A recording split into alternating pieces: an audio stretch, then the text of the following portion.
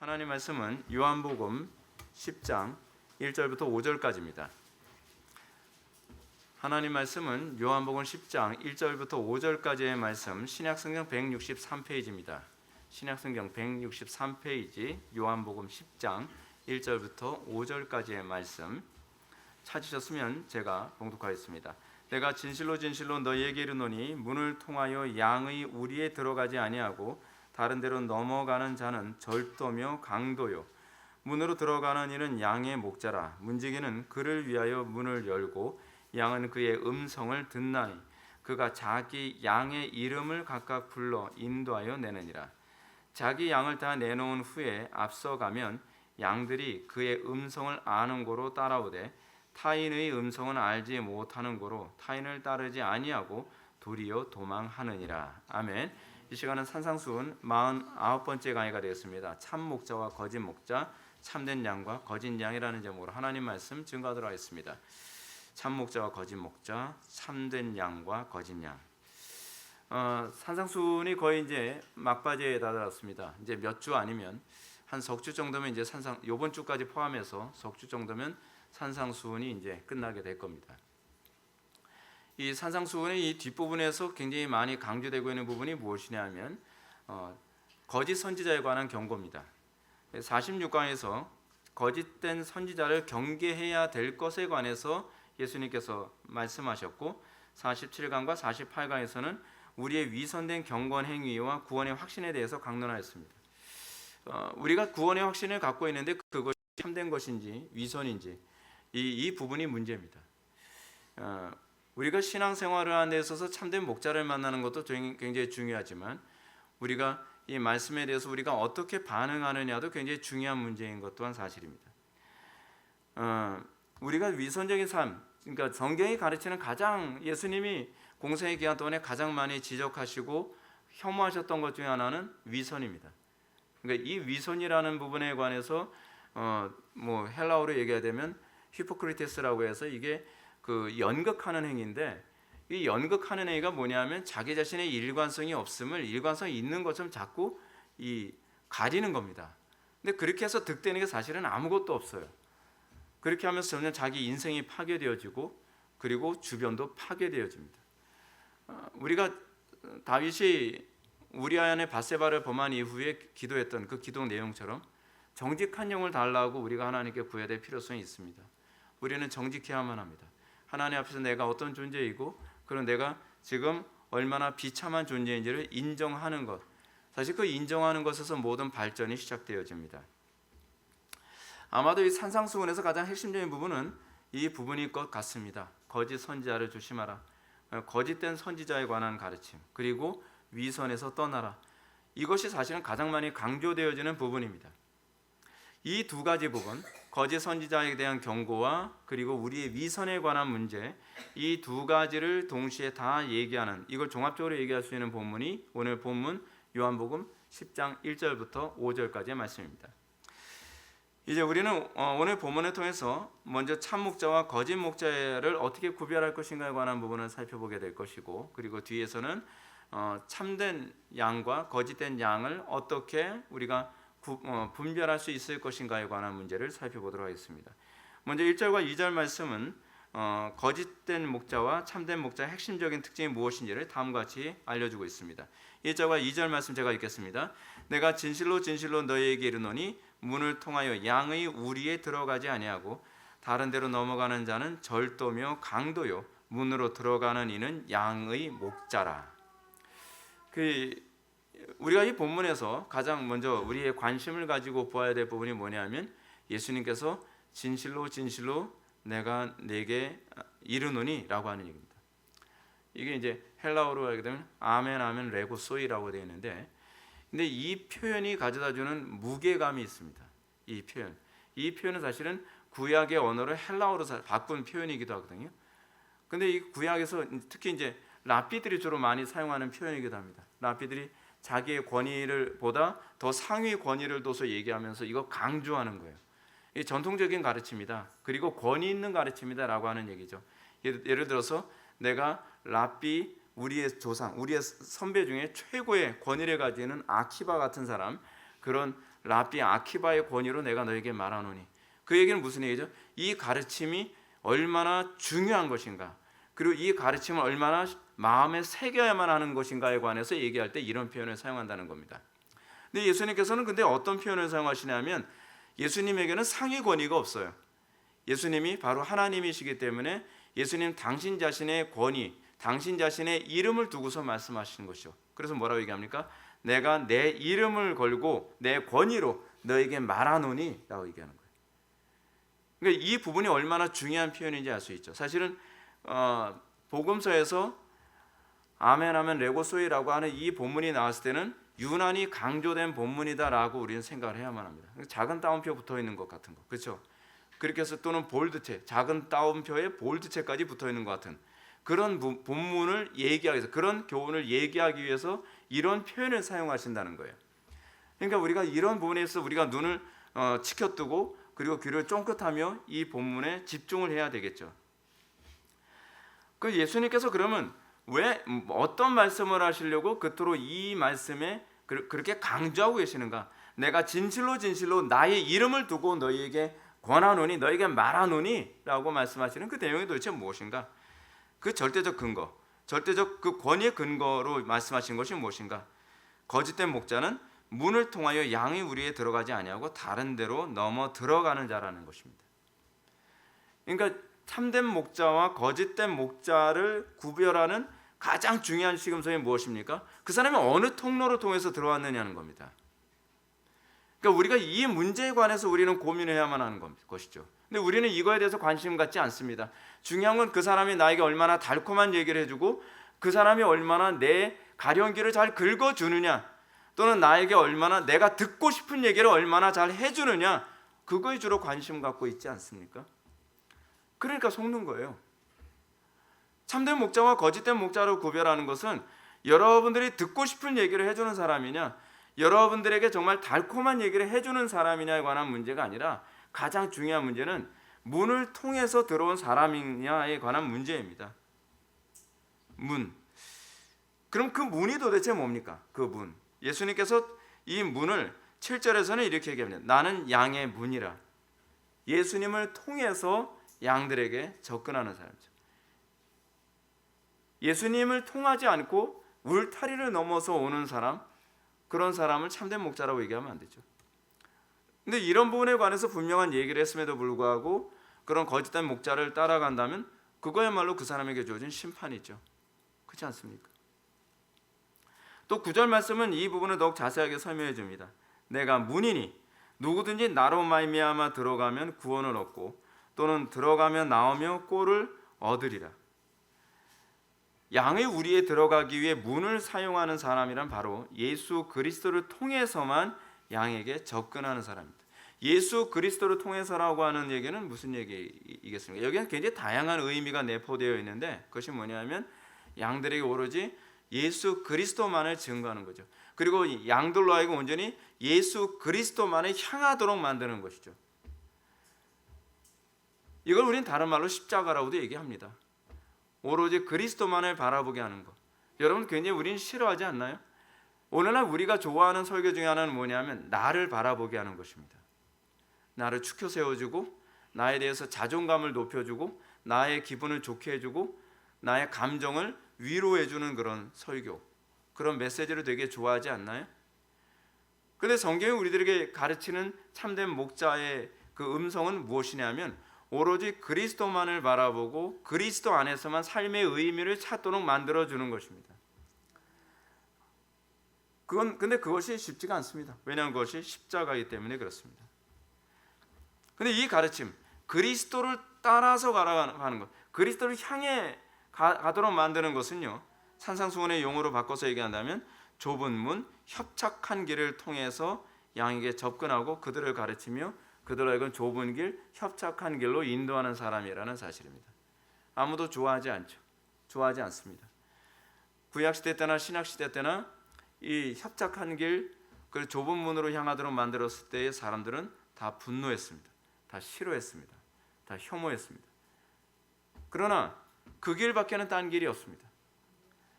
우리가 가야 될 길은 넓은 길이 아닙니다. 여러분 어떤가요? 우리가 세상적으로도 그 옳은 길을 가는 길이 넓은 길은 아니죠. 그렇지 않습니까?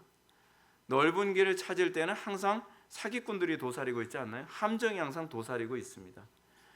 넓은 길이 있다고 얘기하는 건 거짓말입니다. 넓은 길은 사실은 거짓된 길입니다. 하나님께서 창조하신 이 세계 안에서는 하나님의 창조 원리가 그대로 돌아가는데요, 쉽고 편한 길 따라가다 보면 사람의 인생이 망가집니다.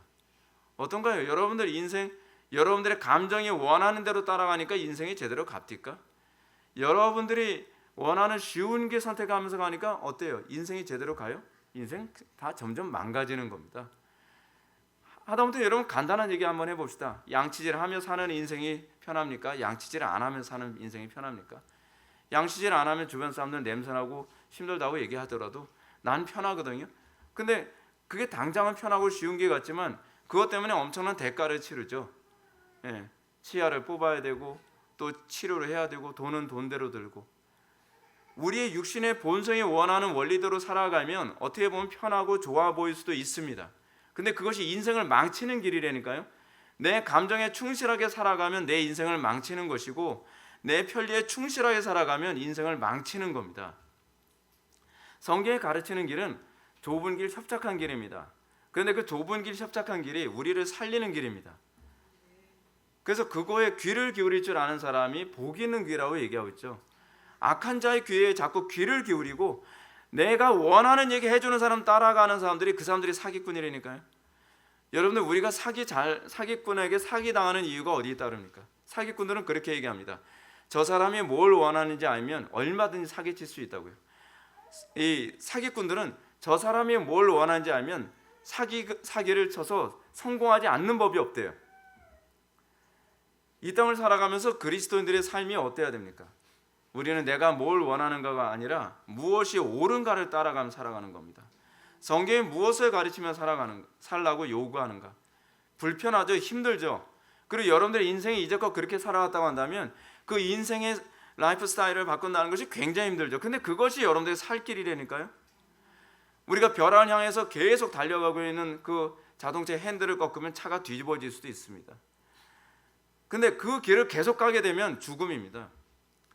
우리가 가는 길이 무엇이 옳은가 무엇이 그른가를 생각하지 않는다고 한다면 그거 어떻게 사람이라고 얘기할 수 있겠습니까? 세상이 점점 야만화되어져 가는 이유가 어디 있습니까? 그래서 야만화돼 가는 것 아니겠습니까? 근데 문제는 뭐냐면 거짓된 목자들은 결코 양들한테 접근할 때 그리스도를 통해서 접근하지 않습니다. 양들이 듣고 싶은 얘기 합니다. 그러니까 사람들이 좋아합니다. 그렇죠? 뭐 편하게 살고 달콤한 얘기 해주고 넓은 길, 평탄한 길, 안락한 길. 근데 그게 죽음의 길이라니까요. 그게 멸망의 길이고 그것이 지옥의 길이에요. 그렇게 살아보니까 어떻습니까? 그냥 사는 게 지옥이죠. 사는 게 지옥이에요. 당장 달콤한 것 추구하는 인생. 그러면 길게는 지옥의 삶을 산다니까요. 근데 현재 내가 좁은 문 협착한 길로 우리가 살게 되어지면 현재는 힘들고 어렵지만 길게는 천국의 삶을 살아가는 것 아니겠습니까? 그렇지 않아요? 그것이 하나님께서 우리에게 주신 방식이죠. 삶의 매 순간순간마다 어려운 길 선택하는 거 굉장히 힘듭니다. 굉장히 고통스럽습니다. 그럴 때마다 우리는 많은 걸 희생해야 된다는 것 때문에 항상 손이 떨립니다. 그런데 어떻습니까? 희생하더라도, 손해보는 것 같더라도 좁은 길, 그리고 좁은 문, 협착한 길로 가게 됐을 때 그 길 선택하기 잘했다라고 생각을 하게 되죠. 근데 이 거짓된 목자들은 끊임없이 사람들한테 넓은 길로 인도합니다. 그들은 넓은 길로 인도하면서도요, 그들의 가장 심각한 문제는 뭐냐면 자기 자신들이 항상 넓은 길의 삶을 살고 있다는 것이 그것이 문제입니다. 그들은 그리스도와 관계가 없습니다. 그래서 그들에게 나타나는 특징 중에 하나는 이겁니다.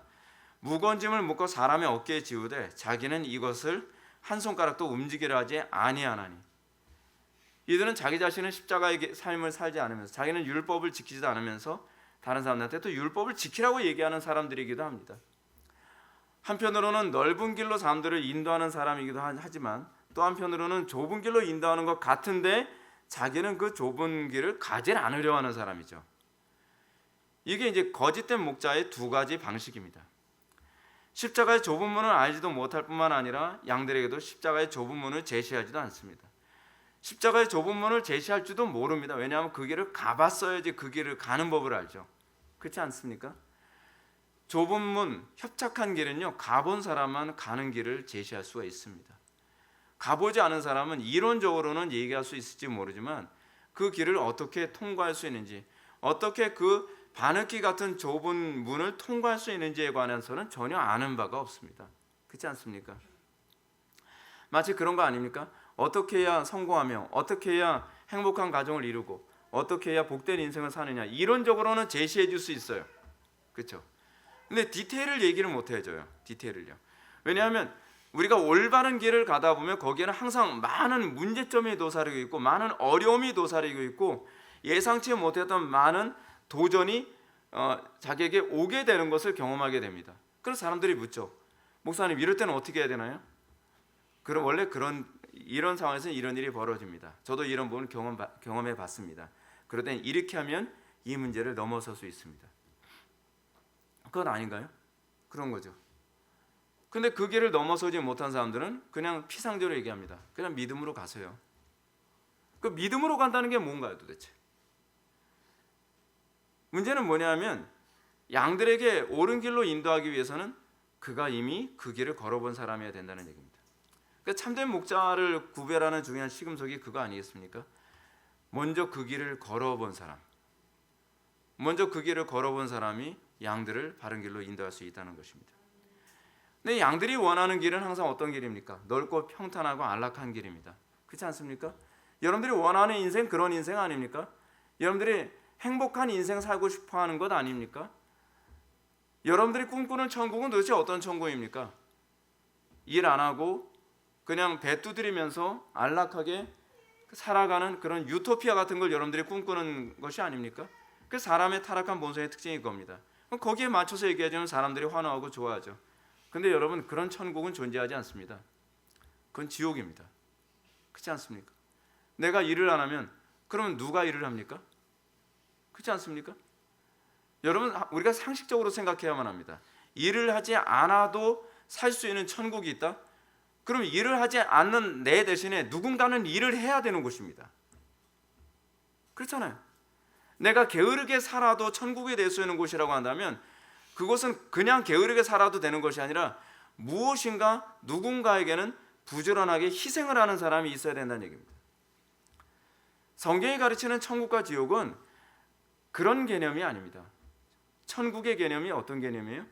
내가 희생하며 살아가는 것이 결코 불편하게 느껴지지 않는, 그래서 서로가 서로를 희생하는 삶, 그래서 그것이 천국이 되는 거죠. 많은 사람들이 하나님의 법을 존중하고 그리고 하나님을 경외하고 그렇기 때문에 거기에 불법이 들어오지 않기 때문에 천국이 돼야 되는 것 아니겠습니까? 불법이 허용되기 때문에 천국이다. 동성애가 허용되기 때문에 천국이다. 간음이 허용되기 때문에 천국이다. 무단횡단이 허용되기 때문에 천국이다. 사람들이 법을 안 지켜도 천국이다. 거짓말입니다. 이게 합리적으로 이게 조합이 될 수 없는 개념이에요. 그것은 지옥이 됩니다. 베네수엘라 보십시오. 어떻습니까? 사람들이 하고 싶은 대로 해줬더니 사람들이 천국이라고 얘기합니까? 살인율이 세계에서 제일 높은 지옥이라고 얘기합니다. 베네수엘라 관광을 가려면요, 관광도 요즘 못하지만 기자들이 거기 취재를 하기 위해서 베네수엘라에서 비행기에서 내림과 동시에 그들이 타야 되는 차는 방탄차입니다. 기자가 그런 얘기합니다. 자기가 태어나서 방탄차는 처음 타봤다고요.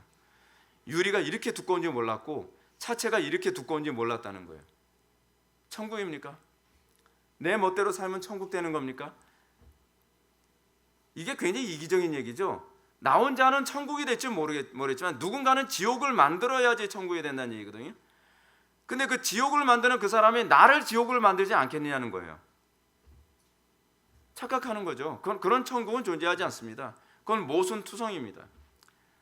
사탄은 그런 식의 천국이 가능할 거라고 우리에게 얘기하죠. 여러분, 공산주의가 왜 우리는 거짓말입니까? 공산주의가 얘기하는 것은 유토피아입니다. 근데 공산주의가 얘기하는 유토피아가 될 수 없는 이유는 무엇이냐면 모든 사람들이 잘 사는 방법은 없기 때문에 그렇습니다. 모든 사람들이 잘 살기 위해서 어떤 현상이 나타납니까?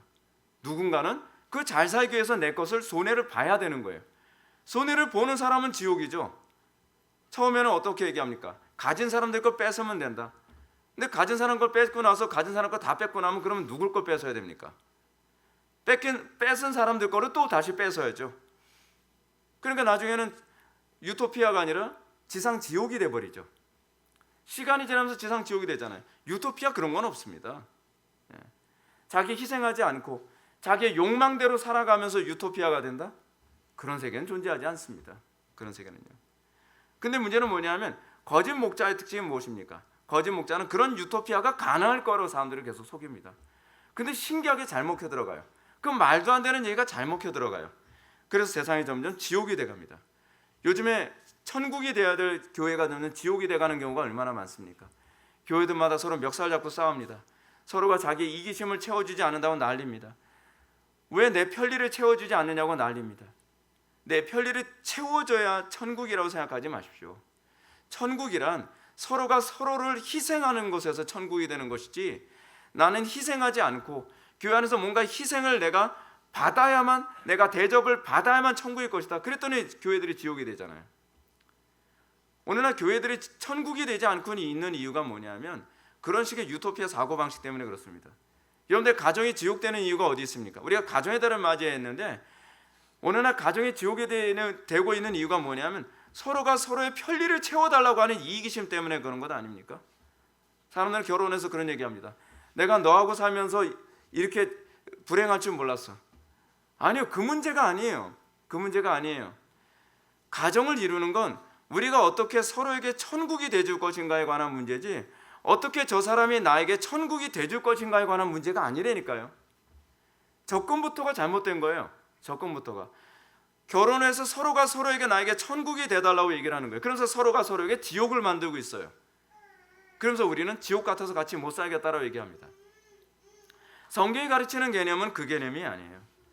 성경이 가르치는 개념은 내가 저 사람을 천국을 만들어주고 싶어서 끊임없이 나를 희생하며 살아가는 삶, 자기의 십자가를 지고 살아가는 삶, 불편하고 힘들어도 날마다 자기를 부인하며 살아가는 삶. 그래서 뭐라고 얘기합니까? 다른 사람이 나를 내 몸처럼 사랑해 주길 바라기보다는 내가 상대방을 내 몸처럼 사랑해 주는 것이 천국이라는 거죠. 그것이 성경이 가르치는 천국의 개념이에요. 천국의 개념. 근데 요즘에 교회들이 사람한테 십자가를 얘기하지 않습니다. 거짓된 목회자들의 특징이 뭐냐면 십자가를 얘기하지 않습니다. 우리 교회 오면 다 천국이 될 거라고만 얘기를 합니다. 그리고 끊임없이 많은 서비스와 많은 편리를 제공한다고 자랑을 합니다. 근데 점점점 교회는 지옥이 되죠. 사실은 교회가 천국이 되기 위해서는요, 우리가 초가 삼강 같은 그런 예배당에서 예배한다 할지라도 서로가 서로를 위해 희생하는 공동체여야만 합니다. 서로가 서로에게 십자가를 지는 공동체. 내 기도 제목도 많지만 다른 사람의 기도 제목을 내 기도 제목으로 삼는 공동체. 다른 사람의 불편함을 내가 감수해가며 서로가 이 같이 불편함을 감수하는 공동체. 근데 거기서 천국이 된다니까요. 십자가를 얘기하지 않으면 가정도 지옥되는 것이고 교회도 지옥되는 것이고 나라도 지옥되는 겁니다. 근데 이제 문제가 뭐냐면 이 거짓된 이 목자의 특징이 뭐냐면 목적의식입니다. 목적의식. 그들이 사랑으로 그렇게 사람들의 편의를 제공하는 것이 아니라는 겁니다. 주님은 이렇게 말씀하십니다. 그들이 절도요 강도이기 때문이라고 얘기합니다. 그들이 사람들에게 편의를 얘기하고 그들에게 모든 달콤한 얘기를 하는 이유가 무엇이냐면 그들을 사랑하기 때문이 아니라 그들이 절도요 강도이기 때문이라는 겁니다. 잠언에서도 얘기하고 있는 것처럼 원수가 끊임없이 우리에게 달콤한 얘기를 해주는 건 그거는요 거짓말이라고 얘기하고 있습니다. 사람들을 정말 사랑한다면 그들을 옳은 길로 인도하는 것이지 그들이 듣고 싶은 얘기를 해주는 것이 아닙니다. 그들이 이렇게 회중들이 듣고 싶어하는 얘기를 해주는 이유는 뭐냐면 강탈하기 위해서입니다. 그래서 10절을 보면 그들의 특징을 이렇게 얘기합니다. 도적이 오는 것은 도둑질하고 죽이고 멸망시키려는 것뿐이라고 얘기합니다. 겉으로는 뭐라고 얘기합니까? 여러분 우리가 지금 좌파 정권 5년 동안 끊임없이 들었던 얘기가 무엇입니까? 여러분들을 위해서 우리를 위해서 한다고 얘기하면서 어떻게 합니까? 끊임없이 우리의 것을 계속 빼앗지 않았습니까? 그것이 어느 시대든지 항상 마귀가 하는 그런 수법입니다. 여러분들의 행복을 위해서 여러분들의 자유를 뺐습니다. 그것이 공산주의에서 얘기하는 방식이거든요. 우리의 안전을 위해서 여러분들의 자유를 빼앗을 수밖에 없습니다. 공공의 안전을 위해 우리의 자유를 빼앗아요. 근데 우리의 자유를 빼앗았더니 공공의 안전을 위협하는 건 자유를 빼앗은 그 사람들이에요. 그죠? 근데 그걸 맨날 속아요. 맨날 속아요. 사실은 도적이 오는 건 우리에게 강탈하기 위해서거든요. 근데 말은 굉장히 달콤하게 하죠. 말은 굉장히 듣고 싶은 얘기를 하죠. 항상 사탄이 우리한테 접근하는 방식이 무엇입니까? 예수님께 시험할 때 그러죠. 내가 나에게 절을 하면 이 모든 거 다 너한테 줄게. 웃기는 얘기죠. 사탄한테 절을 하면 우리는 이미 사탄의 소유가 되는 것인데 어떻게 그것이 내 것이 됩니까? 내가 그걸 소유해도 결국 그 나를 소유한 자가 사탄인데요. 그렇지 않습니까? 그런 궤변에 우리는 항상 속아 넘어가고 거기에 무릎을 꿇죠. 누가 그랬죠? 아담과 하와가 그렇게 범죄를 한 거죠. 이건 항상 잘 먹혀 들어간 겁니다. 그렇기 때문에 예수님은 그들의 실체를 12절 말씀부터 이렇게 폭로하십니다. 삭구는 목자도 아니요 양도 제 양이 아니라 이리가 오는 것을 보면 양을 버리고 달아나나니 이리가 양을 물어가지고 또 해치느니라 라고 얘기합니다. 그들은 사실 목자가 아닙니다. 목자가 해야 될 일은 양을 보호하는 것이죠. 그런데 정작 늑대나 이리가 나타나면 자기가 해를 입지 않기 위해서 늑대나 이리에게 방치시켜 놔버리고 자기는 도망간다는 겁니다. 늑대나 이리가 나타나기 전에는 온갖 아첨의 말을 다 했죠. 늑대나 이리가 나타날 때는 그들이 회중들이 듣고 싶은 얘기, 양들이 듣고 싶어하는 얘기를 했던 사람이죠. 근데 정작 늑대나 이리가 나타나면 그들의 실체가 드러나게 됩니다. 저는 사실은 이번에 이 대면 예배냐 비대면 예배냐라고 하는 이 문제에서 저는 그 실체가 드러났다고 생각을 합니다. 양들의 영혼을 정말 지키길 원한다고 한다면 비대면 예배는 절대로 하는 게 아니었습니다. 저도 병원에서 비대면 예배를 했다니까 입원한 상태에서 어떻게 재간이 없으니까 비대면 예배로 스마트폰 보면서 예배를 해요. 이게 예배입니까? 예배가 될 수가 없더라고요. 근데 그 양심을 속여요. 그것도 예배가 된다는 거예요. 저는 두 가지로 생각을 합니다. 하나는 뭐냐면 이분들이 생각하는 예배의 개념이 잘못됐든지 또 하나 뭐냐면 예배가 아닌데 예배라고 거짓말을 하든지 둘 중에 하나라고 생각합니다. 솔직한 양심으로 봤을 땐 예배가 되지 않습니다. 아무리 스마트폰 보면서 자기 혼자서 막 찬송할 때 같이 박수치면서 찬송 굉장히 웃긴 거 아십니까 여러분? 제가 중환자실에 앉아서 스마트폰 보면서 자기 혼자 박수치면서 막 바보 같아요 그냥 한마디 얘기해서. 예. 근데 그걸 예배라고 얘기하는 그것도 예배입니다. 아니 예배 아닙니다. 전통적으로 우리의 신앙의 선배들은 그걸 예배라고 하지 않았습니다. 로이드 존스 같은 경우에도 이 음성을 통해서 그 당시에는 뭐 화면으로 볼 수 없었으니까 이 녹음한 걸 듣는 것을 그거를 서먼이라고 했지 그거를 설교라고 프리칭이라고 생각하지 않았습니다. 그거는 그냥 설교 원고를 보는 거하고 별반 차이가 없다는 거예요. 근데 그 양심을 속이는 거죠. 양심을 속이는 겁니다. 양들의 영혼이 망가지고 있고 피폐되어져 가는데도 불구하고 그래도 예배라고 자꾸 우겨대는 겁니다. 실제로 어떻게 됐죠? 1만 교회가 문을 닫았잖아요. 12,000교회라고도 얘기를 해요. 120만 명 이상의 사람들이 교회를 떠났습니다. 참목자에 대해서 뭐라고 얘기합니까? 예수님은요. 그 실체를 그 참목자의 특징을 이렇게 얘기하죠. 양으로 생명을 얻게 하고 더 풍성히 얻게 하려는 것. 참된 목자의 목적은 그들이 회심하는 데만 있지 않습니다. 그들로 하여금 생명을 얻고 더 풍성히 얻게 하는 데 있습니다. 그들이 더욱더 거룩해지고 그들이 더욱더 하나님을 더 가까이 하고 그들이 더욱더 그리스도를 이전보다 더 사랑하도록 만드는 것. 구원받았으면 그 다음서부터는 막 살아도 된다? 그거야말로 거짓된 가르침의 전형이죠. 막 사는 거 아닙니다. 우리가 예수를 믿었으면 그 다음서부터는 그들이 어떻게 그리스도와 더 가까운 삶을 살며 그들 속에 하나님의 생명으로 더 풍성하게 살 것인가를 고민하게 만드는 것이죠. 이런 모습이 오늘날 어떻습니까? 비일비재하죠. 이 시대 회중들은 존 버넨의 철로역정에서 거짓 목자를 아첨꾼으로 묘사했던 것처럼 회중들에게 아첨하고 그들의 가련기를 긁어주는 목사에 아주 사람들이 환호합니다. 그들은 자신이 얼마나 죄의 노예 상태에서 비참하게 사는지 깨우쳐주는 설교자보다는 자신이 노예 상태가 아닌 것처럼 얘기해주는 목회자를 얼마나 좋아합니까? 알고 계십니까? 여러분들은 노예 상태입니다. 우리가 여기 앉아있는 많은 회중들이 죄의 노예 상태에 있습니다. 노예 상태에 있는 사람들로 하여금 노예 상태가 아니라고 끊임없이 사람들을 세뇌하는 거야말로 엄청난 범죄 아닙니까? 게으름이 자유입니까? 내가 하고 싶은 대로 살아가는 것이 자유입니까? 내가 욕심대로 살아가는 것이 자유입니까? 내 쾌락대로 살아가는 것이 자유입니까? 플라톤도 자유 아니라고 얘기합니다. 그거는 육체에 노예된 상태라고 얘기합니다. 이거는 일반 철학자도 인정하는 바입니다. 성경이 폭로하는 바가 뭡니까? 노예 상태라는 겁니다. 노예 상태. 근데 여러분 요즘에 철학은 어떻게 얘기합니까? 자기가 하고 싶은 대로 살아가는 것이 자유다. 아닙니다. 그거는 자유가 아니라 자율입니다. 자율과 자유는 별개 문제입니다. 우리가 내 욕망대로 살았을 때는 그건 노예 상태고 내 욕망대로 살고 난 이후에 나의 감정은 기분이 되게 더러운 겁니다. 그렇지 않습니까? 내 욕망대로 살고 난 다음에 기분 여러분 좋습니까? 하루 종일 반지의 제왕을 아침부터 저녁 늦게까지 3편 다 보고 났을 때 친구들이 하는 얘기 정말 기분 더럽더라 그래요. 반지의 제왕이 이게 한 편이 이게 몇 시간짜리죠? 3시간인가 4시간인가 그러잖아요. 그거를 반지의 제왕 3편을 3시간이라 칩시다. 저도 뭐 제대로 본 적이 없으니까 3시간 쳤을 때 여러분 3편을 보면 9시간이에요. 아침에 봤는데 해가 떨어지더래요. 육신의 욕망대로 사니까 기분이 좋아요? 내 마음대로 사니까 기분이 좋습니까? 인생이 점점 피폐해지죠. 그래서 어떤 현상이 나타납니까? 자존감은 점점 떨어지고. 그게 어떻게 자유입니까?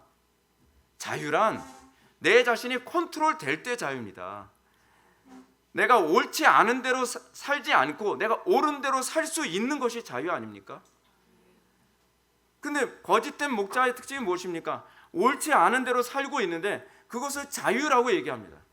옳지 않은 대로 살고 있는데 그것대로 사는 것도 괜찮다, 천국은 갈 수 있다라고 얘기하는 겁니다.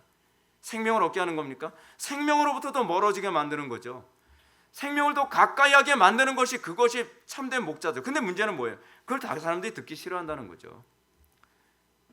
여러분들 어떻습니까? 여러분들은 여러분들의 자유를 위해서 싸우는 것이 좋습니까? 아니면 여러분들의 육신의 욕망의 노예로 사는 것이 더 좋습니까? 우리는 본성적으로 육신의 욕망대로 사는 게 더 좋죠. 기독교가 들어간 곳마다 자유를 위해서 싸우라고 얘기합니다. 근데 그 원천이 어디서 나오냐 하면 내 육신의 그 자유, 내 자유를 빼앗는 내 육신의 욕망과의 투쟁과 직결되어 있는 거거든요. 그래서 복음이 말하는 바가 무엇입니까? 진리를 할지니 진리가 너희를 자유롭게 하리라. 진리는요, 여러분들이 원하는 대로 여러분들의 육신의 욕망대로 살라고 요구하지 않습니다. 진리는요, 여러분들의 육신의 욕망에 노예된 상태와 싸워서 이기라고 얘기합니다. 그래서 하나님의 나라는 어떤 사람들이 얻습니까? 침노하는 자의 몫입니다. 노예의 몫이 아닙니다. 끊임없이 그 침노하고 그 내 육신의 욕망과 싸우고 이것이 좀 더 발전하게 되면 우리의 자유를 빼앗는 사회적 시스템과 싸우는 거죠. 통치자하고도 싸우게 되는 것이죠. 그것을 가르쳐주는 게 미국의 민주주의 아닙니까? 여기서 저는 로버트 머레이 맥체인 목사님이 말하는 사탄이 양의 우리를 침투하는 3가지 방법을 한번 좀 살펴보고자 합니다. 그 첫째는 적그리스도를 통해서라고 얘기합니다. 이들은 그들이 치명적으로 위험한 이유를 적그리스도에게 모든 권능을 주는 자가 바로 사탄이기 때문이라고 얘기합니다. 이 거짓된 목자의 특징 중 하나는 뭐냐면 적그리스도에게 능력을 받습니다. 사탄으로부터 모든 거짓 능력을 받았어요. 귀신도 쫓고 병도 고치고 능력도 행하고 기사와 이적을 행합니다. 하늘에서 불을 내리라 하면 불도 내립니다. 그러니까 많은 사람들이 거기에 미혹이 되죠. 자 봐라, 기사와 이적을 행하지 않느냐, 능력을 행하지 않느냐. 근데 여러분 데살로니가 후서 2장 9절부터 10절의 말씀 보면 사탄도 얼마든지 그럴 수 있다는 걸 얘기해 주고 있습니다. 악한 자의 이 마음은 사탄의 역사를 따라 모든 능력과 표적과 거짓 이적과 불의의 모든 속임으로 멸망하는 자들에게 이 말이니. 기적과 이적은요, 사탄도 할 수 있습니다. 하나님만 할 수 있는 게 아닙니다. 근데 중요한 게 이겁니다. 그 기적과 이적이 우리를 진리로 향하게 만드느냐 아니면 진리로부터 멀어지게 만드냐에 관한 문제입니다. 어떤 사람이 이런 얘기합니다. 전 기도를 하면 환상을 자주 봅니다. 음성을 듣습니다. 오케이, 뭐 그럴 수도 있다고 생각한다. 근데 그 기적과 이적이 더 기적과 이적을 추구하게 만드느냐 아니면 기적과 이적보다 더 그리스도를 더 추구하게 만들고 더 진리를 더 추구하게 만드느냐? 대답해 봐라. 그러면 저는 기적과 이적을 더 추구하게 되는데요. 그럼 거짓령이죠. 그거에 중독되는 겁니다. 하나님께서 우리에게 때로는 기적과 이적을 주실 수도 있습니다. 때로는 여러분 환상 볼 수도 있고 때로는 음성 들을 수도 있습니다. 전 그런 가능성 자체를 원천적으로 저는 무시하지 않습니다. 근데 문제는 뭐냐면 그 초월적인 체험이 여러분들로 하여금 더 진리를 사모하고 더 진리대로 살고 싶은 열망으로 인도하냐는 거예요. 성령님은 진리의 영이시거든요. 그 진리의 영이시면 그분이 우리를 그쪽으로 인도하셔야죠. 근데 상당수의 은사주의자들의 특징이 뭐냐면 은사 자체가 목적이에요. 은사를 얼마나 많이 체험했느냐, 환상 받느냐, 그것에서 레벨을 정해요. 레벨을. 가짜죠. 그건 가짜입니다. 진리 얘기하게 되면 막 곧바로 깊은 수면에 빠져요. 제가 은사 체험 엄청 많이 했다 그러고 기도 엄청 많이 했다고 하는 사람이 우리에게 오는 걸 제가 여러 번 봤는데요. 그 예배 시간에 예배 집중을 못 해요. 하나님 말씀이 선포되기 시작을 하면 막 졸려서 막 감을 못 잡아요. 그 성령의 역사 아닙니다. 100%입니다. 그건요. 왜냐하면 성령님은 진리의 영이시기 때문에 우리를 진리 가운데로 인도합니다. 하나님의 말씀에 우리를 집중하게 만듭니다. 체험이 목적이 아닙니다, 여러분. 신비적 체험이 목적이 아니라 궁극적인 우리의 삶의 목적은 진리대로 살아가는 것이고 진리가 우리의 삶의 목적이 되는 것입니다. 그것이 우리가 그리스도 안에 있음, 성령을 경험한 자에게 나타나는 특징이죠.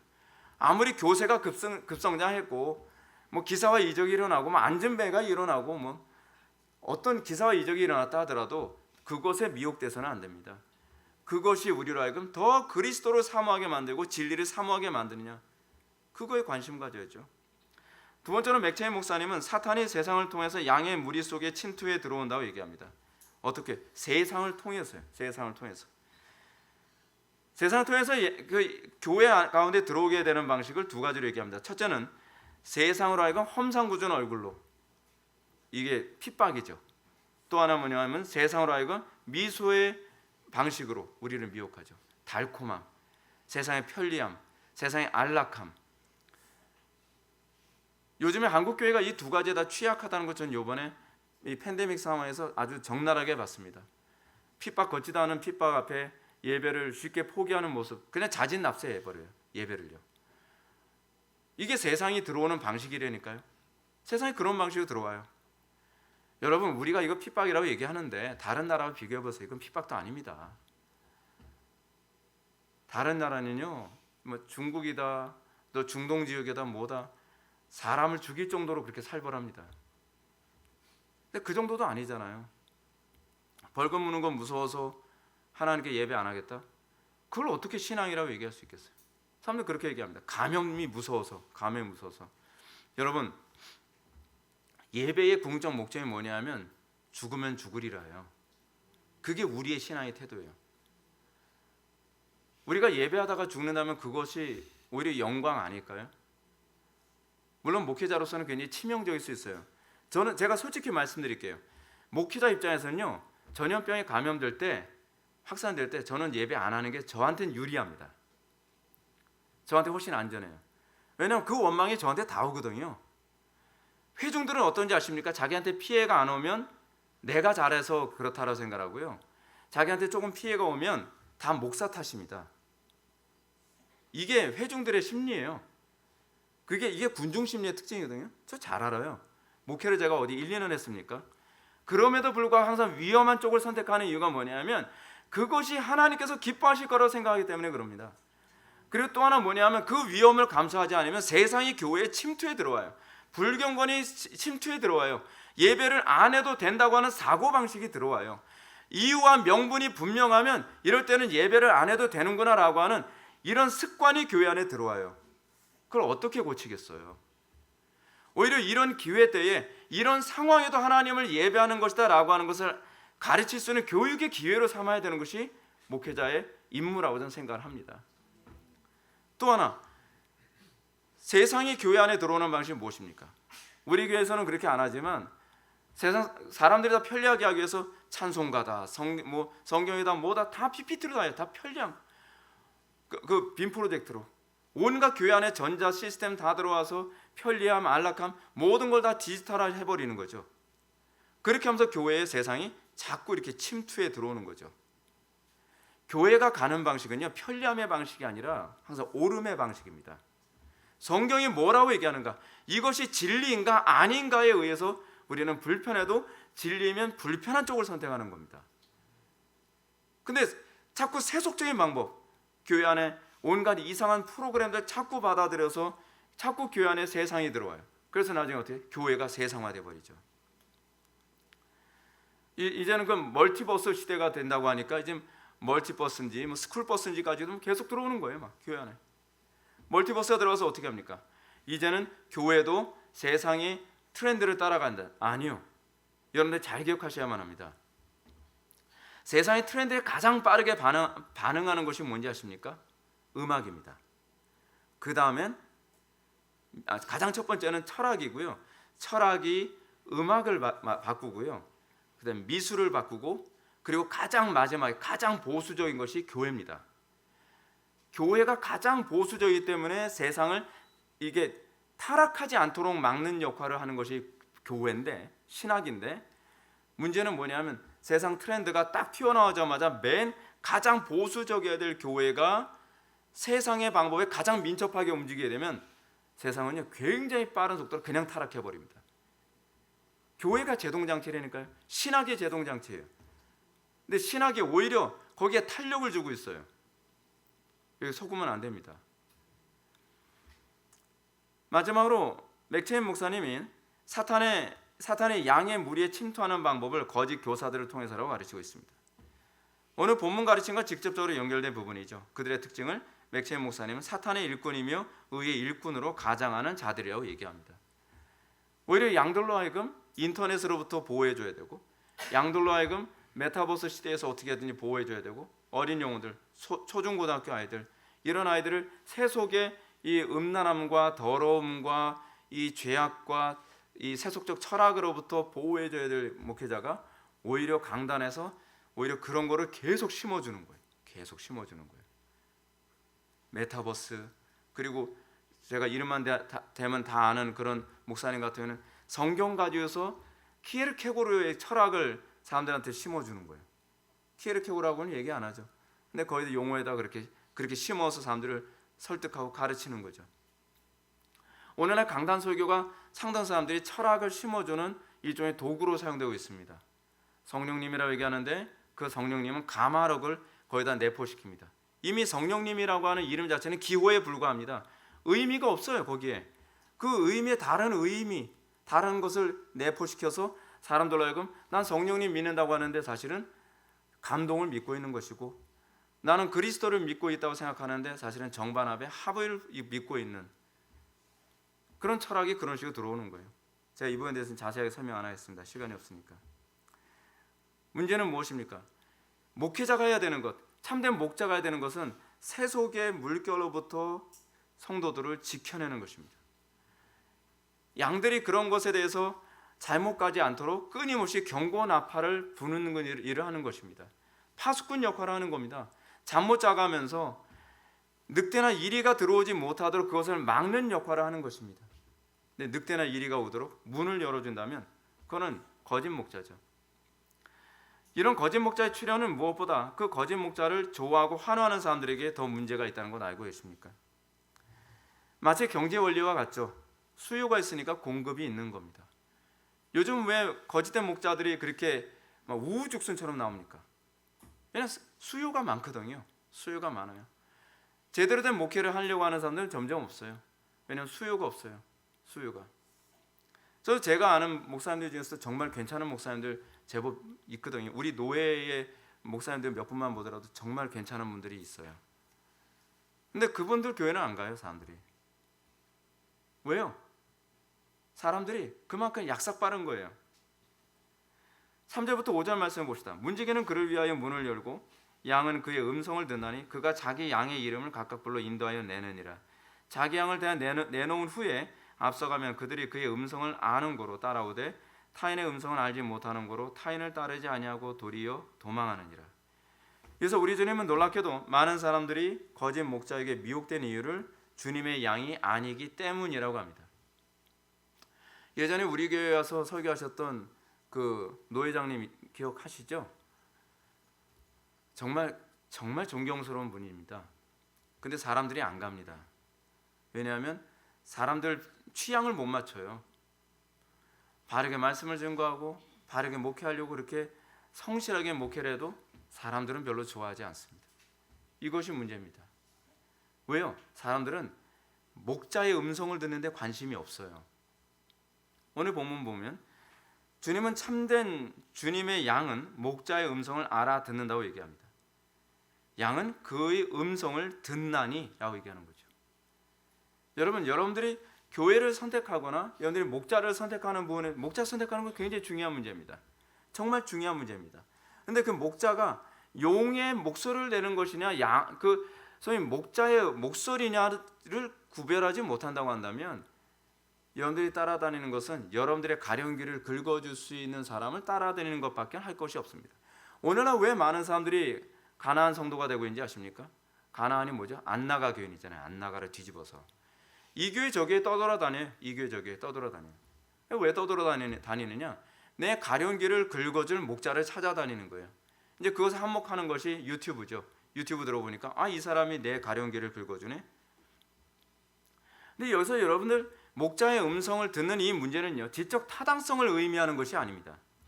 다시 말해서 참된 양은 목자의 음색을 알아듣는 것이지 목자가 말한 내용을 알아듣는 것 사실은 아닙니다. 이는 마치 실제 양과 목자와의 관계에서 알 수 있죠. 초원에서 목자가 양을 부를 때 그 부름은 지극히 단순합니다. 그렇죠? 목자는 양들에게 소리를 내고 양들은 귀에 익은 그 목소리를 따라 움직이는 것뿐입니다. 뭐 문법적으로 알아들어가지고서 저거는 이렇게 하라는 얘기야. 그 좀 똑똑한 양이 있어가지고 지금 저 목자가 뭐라고 얘기하는 거냐면 내가 해석해 줄게. 저기 5km 전방으로 가게 되면 푸른 초장 있고 쉴만한 물가가 있다는 얘기야. 거기에 독초도 없다 그러시네. 그러고 있는 게 아니에요, 여러분. 양들이 양들은요 그냥 목자의 음성을 알아듣는 것뿐이에요. 목자의 음성을. 다른 목자가 같은 말을 해도 양들은 알아듣질 않고 반응을 안 합니다. 실제로 언젠가 다큐멘터리에서 그런 장면이 나오거든요. 목자가 뭐라고 소리를 지르면 양들이 막 진짜 움직여. 근데 같이 간 그 기자가 또 얘기를 하면요, 아무리 고래고래 소리를 질러도 꿈쩍도 안 하는 거예요. 그게 목자의 음성을 아는 양. 왜 안 움직이느냐? 같은 얘기 하더라도 목소리가 다르기 때문에 그렇습니다. 양들은 목자가 하는 말의 내용과 의미를 정교하게 알아듣기 때문에 그를 따르는 것이 아닙니다.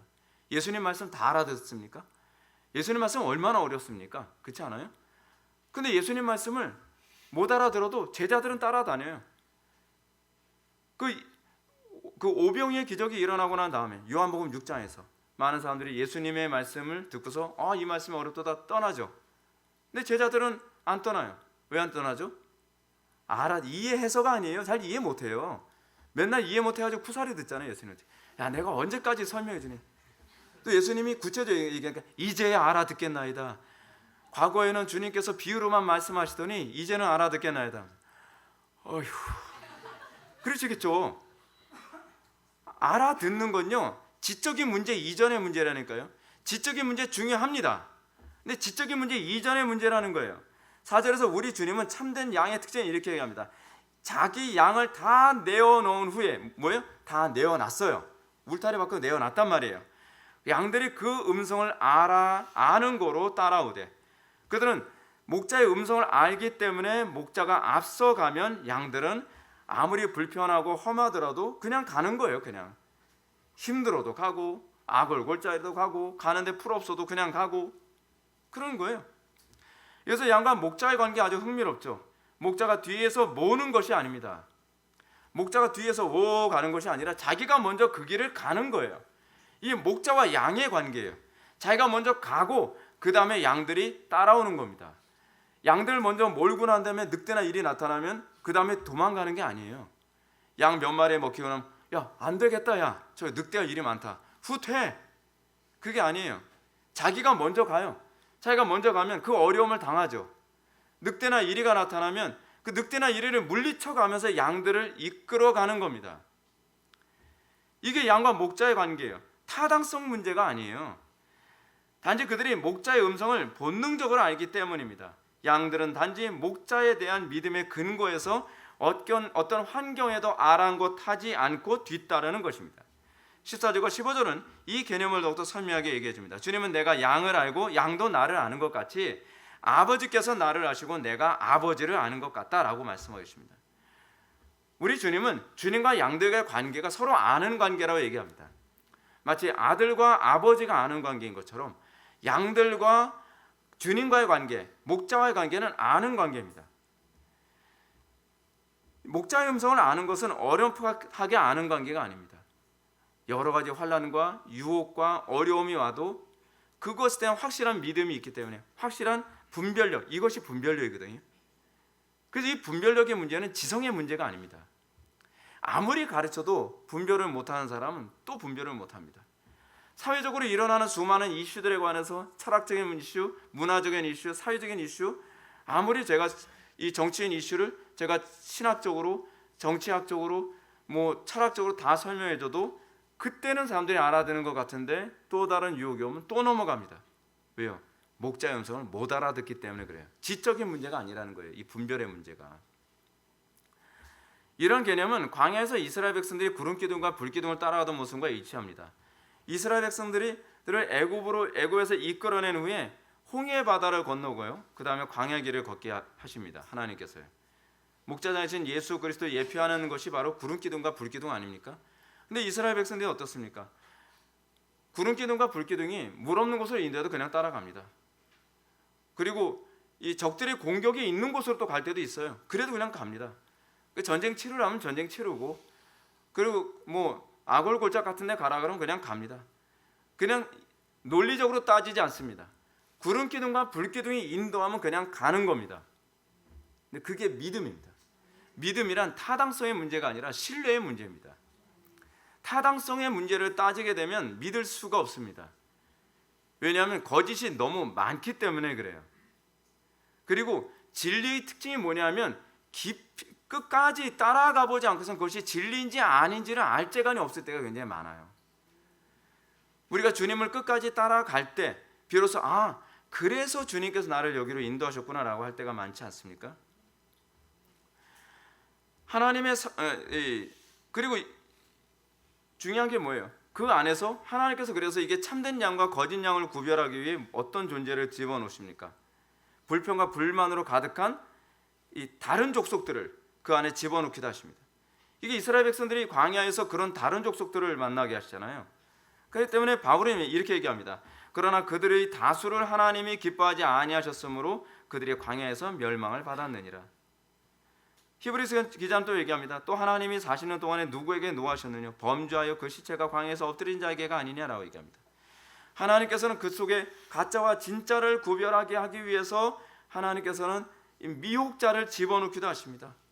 섞여 사는 무리들을 집어넣어서 하나님께서 여기서 양과 염소 그리고 가짜와 진짜를 끊임없이 마치 키질을 하듯이 끊임없이 들춰내시고 언제까지? 주님 앞에 서는 그날까지. 그때 우리가 목자의 음성을 영적으로 분별하지 않으면 세속적 타당성 때문에 여러분들이 거기에 미혹됩니다. 주의하십시오. 기도하지 않고선 여러분들이 이 미혹을 감당할 방법이 없습니다. 여러분 어떻습니까? 요즘에 지구온난화에 관해서도 굉장히 이슈가 많잖아요.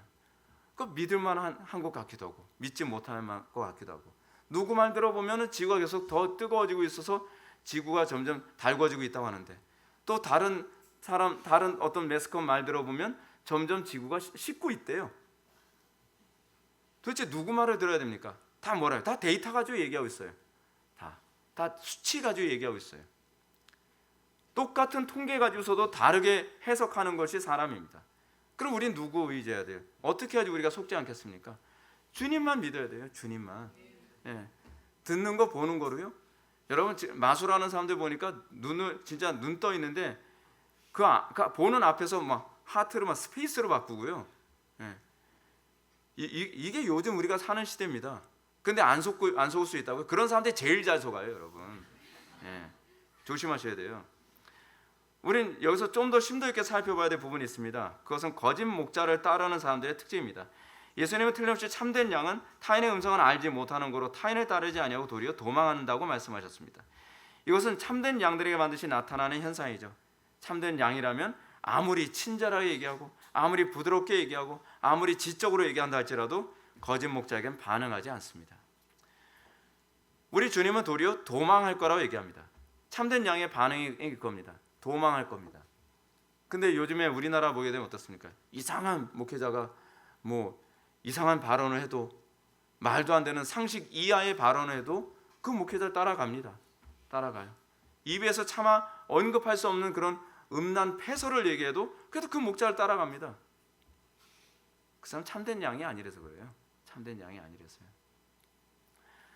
참된 양은 목자의 음성만 반응합니다. 거짓된 목자가 얘기하면 그가 아무리 지적으로 그리고 아무리 젠틀하게 사람들 마음에 쏙 들게 설교해도 그것에 대해서 반응하지 않습니다. 오히려 그 거짓된 양들의 틈사이에서 이탈을 하죠.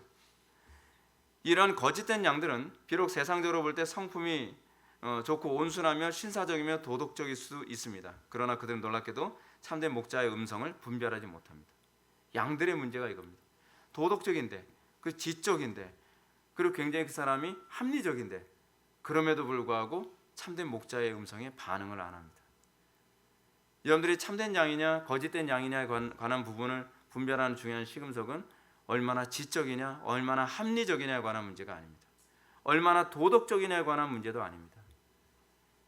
여러분들이 얼마나 참된 목자의 음성에 본능적으로 반응하느냐에 관한 문제입니다. 그렇지 않으면 선동하면 선동하는데 계속 움직입니다. 계속. 참된 목자의 음성을 경계하고 거부하며 불평으로 일관합니다. 물론 이들은 복음을 논리적으로 이해시키면 어느 정도 또 이해는 합니다. 근데 문제는 뭐냐면 마음은 주지 않습니다. 그들은 그들의 욕심에 이끌리고 있기 때문에 그렇습니다. 그렇기 때문에 우리가 정말 가장 고민해야 되는 문제가 뭐냐면 누가 참된 목자인가 누가 거짓된 목자인가 이전에 나는 과연 참된 양인가 거짓된 양인가에 관한 문제부터 해결을 해나가야만 합니다. 내가 아직 거듭나지 않았다고 한다면 내 속에 그리스도의 생명이 없다고 한다면 우리는 자동적으로 거짓된 목자의 음성에 자꾸 끌려가게 되어 있습니다. 사기꾼에게 사기를 잘 당하는 이유는 그가 사기꾼과 같은 마음을 갖고 있기 때문에 그렇습니다. 사도 요한은 자신의 공동체 속에서 계속적인 양육과 훈계를 받음에도 불구하고 그 공동체를 떠나는 어떤 사람들에 대해서 이렇게 언급합니다. 그들이 우리에게서 나갔으나 우리에게 속하지 아니하였나니 만일 우리에게 속하였더라면 우리와 함께 거하였으려니와 그들이 나간 것은 다 우리에게 속하지 아니함을 나타내려 함이니라. 이게 요한 공동체 안에서도 계속적으로 일어났던 일입니다. 공동체 안에서 이탈되어지는 이 문제는요 단순히 취향의 문제가 아닙니다. 초대교회 때서부터 항상 이 교회 공동체에서 이탈하는 이 문제는 그 사람의 신앙 고백과 관련된 문제라는 부분을 얘기하고 있습니다. 요한일서 4장 6절의 말씀을 통해서 요한은 말하기를 우리는 하나님께 속하였으니 하나님을 아는 자는 우리의 말을 듣고 하나님께 속하지 않은 자는 우리 말을 듣지 아니하나니 진리의 영과 미혹의 영을 이로써 아느니라. 그렇습니다. 제가 미혹에 빠진 사람들을 아무리 얘기해도 아무리 제가 논리적으로 철학적으로 신학적으로 쩍쩍쩍 하면서 아무리 얘기해도 귀담아 듣지 않습니다. 미혹의 영이 한번 빠진 사람은요 소용이 없어요. 왜요? 그 사람은 하나님께 속하지 아니했기 때문에 그렇습니다. 욕심에 미혹되는 겁니다. 거짓 목자에게 넘어가는 것은 그들이 만주변이 대단해서가 아닙니다. 그들 속에 그들이 원하는 얘기를 해주고 있기 때문에 그렇습니다. 거짓 목자의 출현은 이런 차원에서 볼 때 진리를 사랑하지 않고 거짓 것을 사랑하는 자들에 대한 하나님의 진노요 심판입니다. 하나님께서는 계속 경고하십니다. 계속 회개하라고 얘기합니다. 근데 그것을 계속 소멸한 가운데에 최종적으로 하나님께서 그를 심판하시는 방식 중에 하나가 무엇이냐면 미혹의 영에 넘어가도록 하나님께 허용하시는 겁니다. 그것이 심판입니다. 이런 사실이 데살로니가후서 2장 9절부터 12절 말씀 중에 잘 나타나고 있습니다. 악한 자의 나타남은 사탄의 활동을 따라 모든 능력과 표적과 거짓 이적과 불의의 모든 속임으로 멸망하는 자들에게 있으리니 신자들에게는 해당이 안 됩니다. 이는 그들의 진리의 사랑을 받지 아니하여 구원함을 받지 못함이라. 이러므로 하나님이 미혹의 역사를 그들에게 보내사 거짓 것을 믿게 하심은 진리를 믿지 않고 불의를 좋아하는 모든 자들로 하여금 심판을 받게 하려 하심이라. 그죠? 하나님께서 심판하시는 방식 중에 하나는 미혹에 그냥 넘어가게 허용하시는 겁니다. 잠정적으로 우리가 미혹에 넘어가지 않도록 하나님께서 막아주시기도 하십니다. 그 이유는 그가 회개할 때까지 하나님께서 기다리고 계시는 겁니다. 그런데 하나님께서 회개할 기회를 계속적으로 주셨는데 진리의 말씀을 받지 아니하고 끊임없이 성령을 소멸하고 불의 속임에 대해서 끊임없이 이끌리는 삶을 계속 살아가야 된다면 그들은 결국 그 미혹에 넘어가고 말 것입니다. 장담할 수 없습니다. 아무도 장담 못합니다. 요한일서 2장 19절 보면 저희가 우리에게 나왔으나 우리에게 속하지 아니하나니라고 한 것은 그들이 처음에는 참된 진리의 공동체에 속했지만 그들의 마음이 그것에 미혹되어져서 결국 넘어갔다는 것을 얘기하고 있는 것입니다. 비록 진리로 인도하는 목자를 만났어도 그 이전부터 물과 기름처럼 서로 어긋났던 사람들입니다.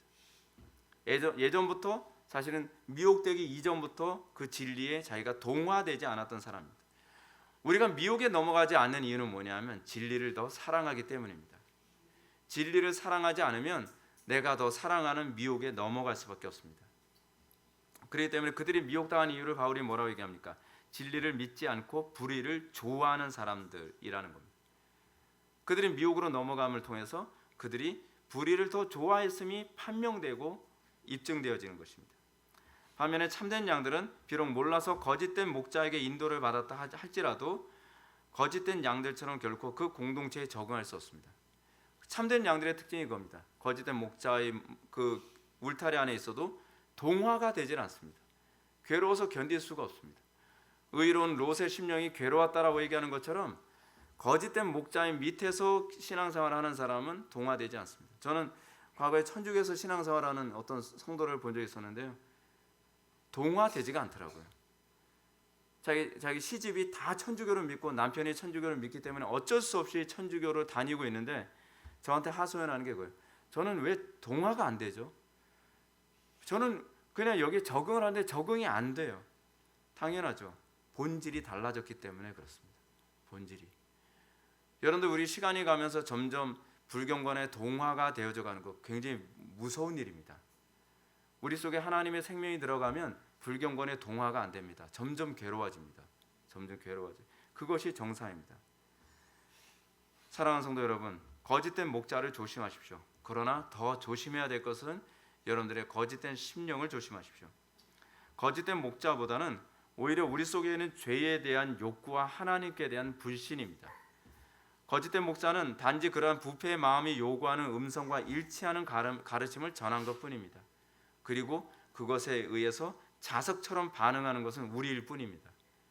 우리가 날마다 성령을 소멸하고 예언을 멸시하며 여전히 육체의 소망과 안목의 정욕대로 살아가는 것, 여러분 어느 날 그것이 여러분들 하여금 어떤 미혹의 영에 나를 넘어가야 만드는 자력으로 작용할 수 있다는 것을 기억하셔야 됩니다. 죄 버리기는 아까워하지 마십시오. 죄 버리지 않아도 전 별 문제 없는데요. 앞으로도 별 문제가 없을까요? 여러분들이 회개하지 아니하고 그 불경건한 삶을 계속 살아간다 하더라도 난 이제껏 별 문제 없었어요.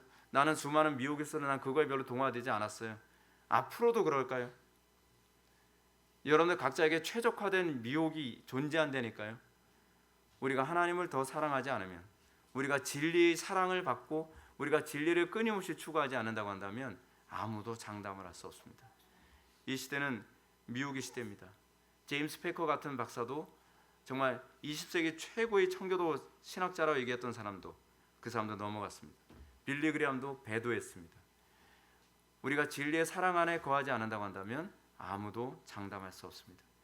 여러분들이 끊임없이 생명 얻은 것으로 만족하지 말고 양이 생명을 얻고 더 풍성히 얻는 그런 삶의 목표를 두고 더 거룩함과 경건을 향해 살아가게 되는 저와 여러분들 되기를 주님의 이름으로 축원합니다. 기도하시겠습니다.